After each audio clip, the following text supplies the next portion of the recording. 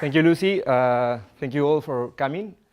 I'm really excited because it's the second time I can speak about my country. I'm going to use the same disclaimers as the last time.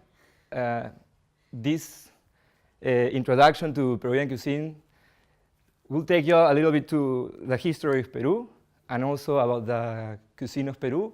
But I don't have a major in history, and I'm not a cook, just an amateur.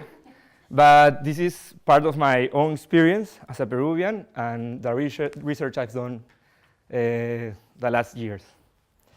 So first of all, I want to give you some context about why I'm talking about Peruvian cuisine. Well, we've been nominated and the winner for 5 years in a row as the world's leading culinary destination. So if you want to travel and eat and enjoy it, you can go to Peru.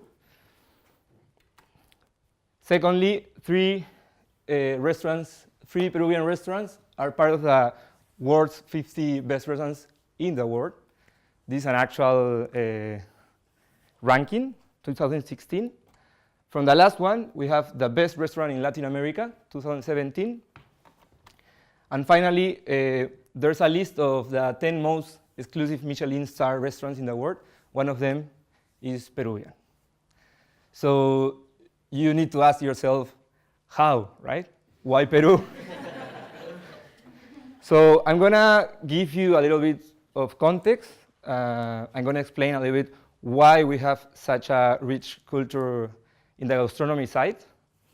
And I need to start with the Incas, right? So I guess everyone has heard about Machu Picchu, or you're going to hear about Machu Picchu at some point of your life. So it was built by the Incas and the people that was there before the Incas. So what the Incas did, they built terraces along the mountains, which is something similar. I realized they have the same in Vietnam.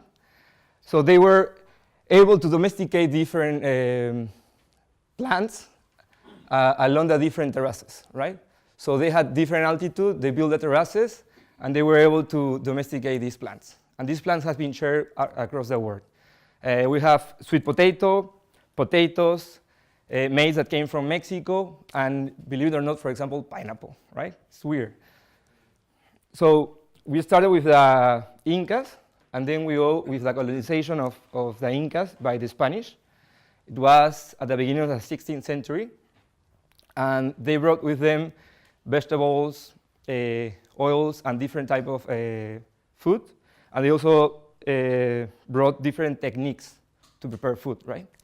One of the most important ones, lime, garlic, and onions. Basic to prepare Peruvian food. Then, after the Spanish came, the population of indigenous people decreased, so they still needed someone to work their land, and they start bringing slaves from Africa. And these slaves brought different types of techniques, and especially spices and condiments to cook the food. And also, they start using parts of the animals that the Spanish weren't used to, like the soft part of the meat. And for example, in my house, I have an already made dish that is made out of soft meat that was brought by the African, and now I can eat it in UK in an already prepared mix, right? So this is a family of Africans that came to Peru. They didn't speak Spanish. It was one of the conditions they were looking for.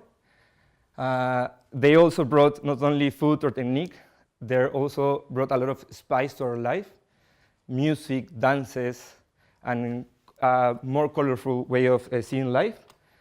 And they also were able to prepare something like tacu-tacu, right? Right now it's more fancy than before, but at that moment it was a mix between rice and beans. So it was a mix of leftovers, right? You have a family to feed, you don't have a proper income, and so you use the leftovers, right? And you start spicing them up. So from that, we have tacu-tacu.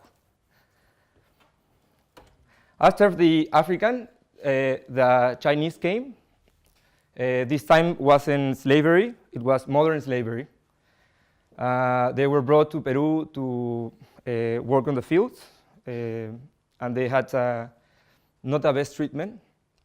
And they arrived in Peru at the beginning of the 16th century, right? And the connection between the Chinese culture and the Peruvian culture is very close. I'm going to talk later about Japanese as well, and we have the living proof, machi, which is Peruvian, Chinese, and Japanese. So they came to Peru, and there were so many, and they were able to engage totally as they would in China, and they had a Chinese paper, right? Amazing, right? In Peru, many years ago, like hundreds and hundreds of years ago, they had a newspaper in Chinese.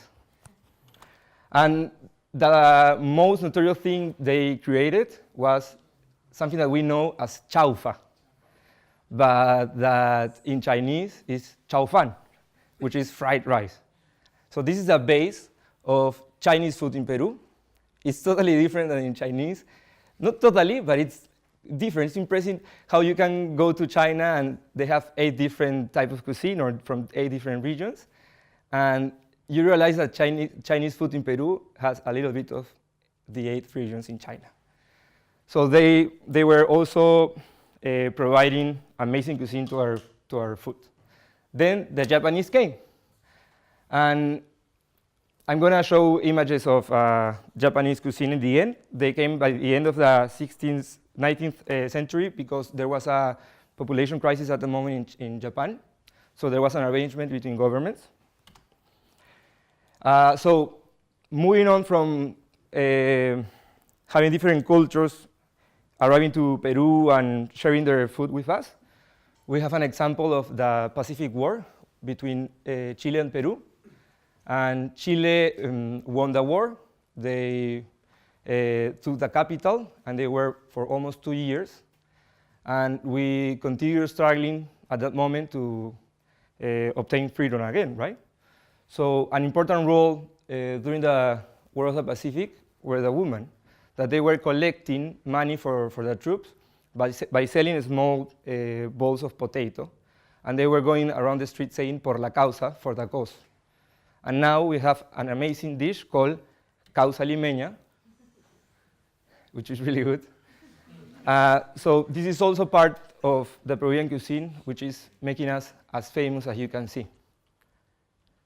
So we have causa limeña, we have taku taku from Africa, we have chao fan from China, and ceviche. This one is a fusion between the Peruvian ceviche and a Japanese cuisine. So something that is really important, the key message here is that we are from a country that embraces different cultures, that learn how to take the best out of it, and from each particular scenario or stage in our history as a country, we've been expressing ourselves through food. So that is why you can see Peruvian restaurants in the center of London. You can see Peruvian restaurants as the best one in Latin America, the free one as the top 15 restaurants. So if you ever go to Peru, or if you ever try a Peruvian dish, try to figure out what's the story behind it. Thank you.